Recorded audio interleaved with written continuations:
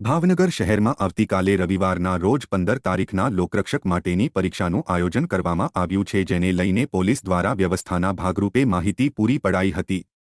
ભાવનગરના ડીએસપી હર્ષદ પટેલે જણાવ્યું હતું કે 15 જૂનના રોજ લોકરક્ષક માટેની પરીક્ષાને લઈને શહેરમાં 38 જેટલા સેન્ટર ઉપર સવારે 9:30 થી 12:30 કલાક સુધી પરીક્ષા યોજાનાર છે, જેમાં 395 કેન્દ્ર ઉપર 11,850 જેટલા પરીક્ષાર્થીઓ પરીક્ષા આપવાના છે, જેના બંદોબસ્તને લઈને 44 જેટલા પીએસઆઈ કક્ષાના અધિકારીઓ, 190 કોન્સ્ટેબલ, 3 ડીવાયએસપી કક્ષાના અધિકારી અને ટ્રાફિક નિયમન માટે 72 ટ્રાફિક જવાનને કામગીરી સોંપાઈ છે। આવતીકાલે તારીખ 15 જૂન 2025ના રોજ સમગ્ર ગુજરાત રાજ્યમાં અલગ અલગ જગ્યાએ લોકરક્ષક કોન્સ્ટેબલ માટેની રિટન એક્ઝામ થનારી છે।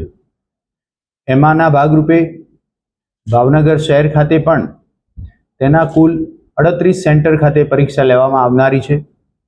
આ પરીક્ષાનો સમય સવારે 9:30 વાગ્યાથી બપોરના 12:30 વાગ્યા સુધીનો રહેનાર છે।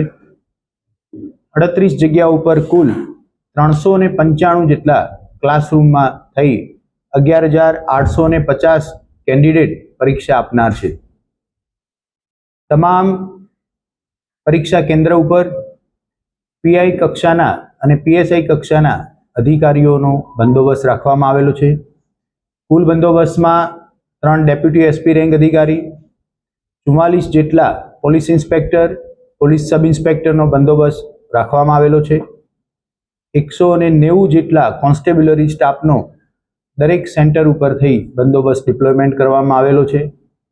ટ્રાફિકની વ્યવસ્થા સુચારુ રૂપે પરીક્ષાના કેન્દ્ર ઉપર સચવાય તે માટે 76 જેટલા ટ્રાફિકના જવાનોને તૈનાત કરવામાં આવેલા છે। સમગ્ર પરીક્ષા શાંતિપૂર્વક કોઈ પણ પ્રકારના ખલેલ વગર પૂરી થાય તે દિશામાં ભાવનગર જિલ્લા પોલીસ દ્વારા તમામ પ્રયત્નો હાથ ધરવામાં આવેલા છે।